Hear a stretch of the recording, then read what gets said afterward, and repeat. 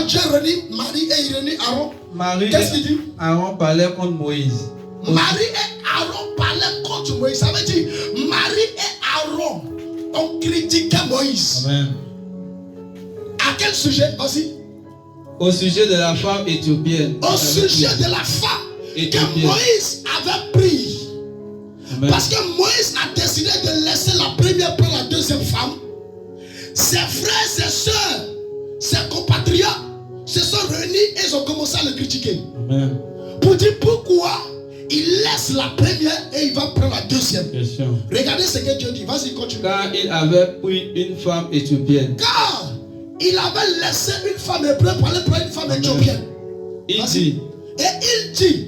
Est-ce seulement par Moïse que l'Éternel parle? Vous avez vu?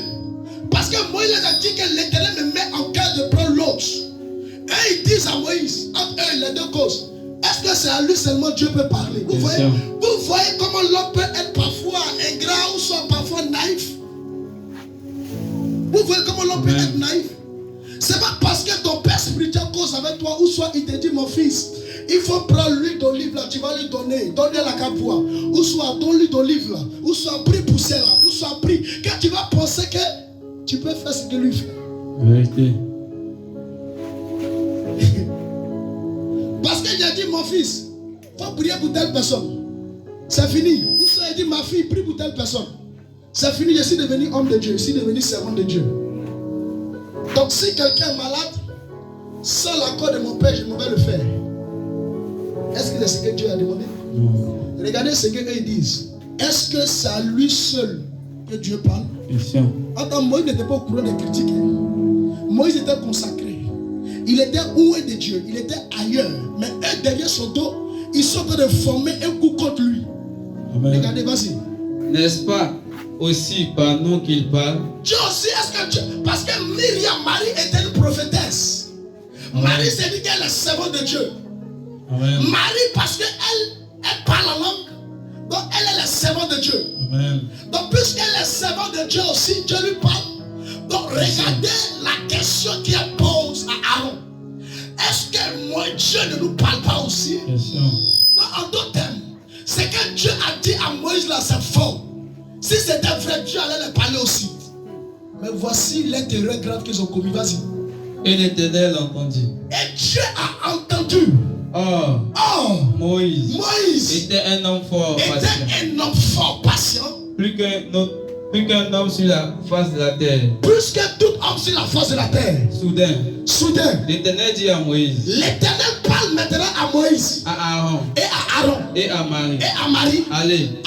Vous trois. À la tente d'assignation. Dans la tente du sacrifice, du sacerdoce. Et ici allaient tous les trois. Et les trois se suivaient, ils allaient, ils ne savaient pas pourquoi Dieu les convoquait. L'Éternel descendit dans la gloire. Et l'Éternel se présente dans la nuée. Et il s'était. Et Dieu se présenta.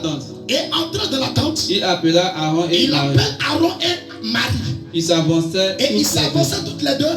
Et il dit. Et l'Éternel Dieu parle. Écoutez bien mes paroles. Écoutez très bien mes paroles. Lorsqu'il aura parmi vous un prophète parmi vous, dans une vision, l'Éternel, je me révélerai à lui. C'est dans un songe. Que je lui parlerai. Il n'est pas ainsi. Mon serviteur Moïse. Il est fidèle dans toute ma voix. Je lui parle de bouche à bouche. Je me relève à lui sans énigme. Et il voit une inondation en la maison de l'Éternel. Donc n'avez-vous pas crainte de parler? Vous n'avez pas peur de le critiquer contre mon serviteur. La colère de l'Éternel s'enflamma contre eux. Dieu les frappa. Et il s'en alla. Et il sautait. Acclame le Seigneur. Amen. Parce qu'un homme de Dieu là, sa vie là, c'est comme le triangle. L'église, pour les fidèles, chez lui à la maison. Vous voyez sa vie? Pourtant toi, tu peux aller même à quelque part, aller t'asseoir dans un bar, aller prendre ta petite bière glacée, et tu vas la boire. Tranquillement, tu vas déposer ta bouteille. Tu vas te lever, tu vas aller voir ton ami. Tu vas passer toute ta journée là-bas. Et tu rentres dans l'heure que tu veux. Mais lui, ne peut pas le faire. Parce que s'il le fait, on dit, mais il fait quoi ici? Bien sûr. Ça fait que lui-même, sa vie à contrôler. C'est-à-dire lui-même, quand il sort, il n'est pas à l'aise. Parce qu'il ne sait pas qui est derrière lui, qui le regarde. Parce que quand il est au milieu d'un public, il veille sur son langage. Ça veut dire lui-même, sa vie est devenue comme quelqu'un qui n'est pas à l'aise.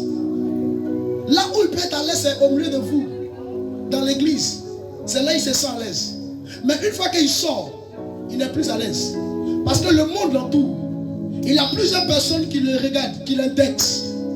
Regardez quelque chose. Donc lui, sa vie est limitée. Il y a des choses que toi tu peux faire, lui ne peut pas faire.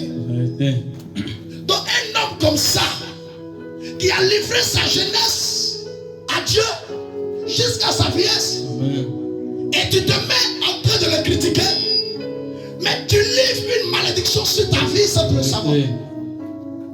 C'est pas toute la somme de Dieu qu'on critique. Si tu ne peux pas l'aider, alors ne l'expose pas. Si la meilleure façon d'aider un serviteur de Dieu, c'est de prendre son sujet et intercéder pour lui. Pour dire à Dieu de se souvenir de l'œuvre qu'il fait pour lui.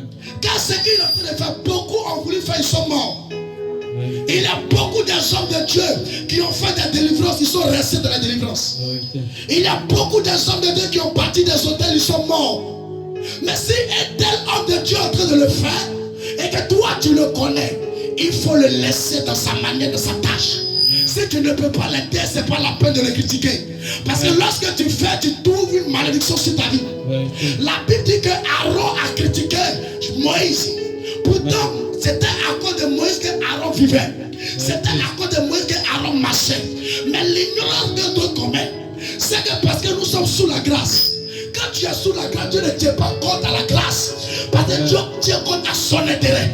C'est Dieu qui a envoyé la grâce. Il a dit je fais grâce à qui je veux. Donc ça veut dire, c'est pas parce que tu es sous la grâce que tu vas persécuter son serviteur et il te regarde depuis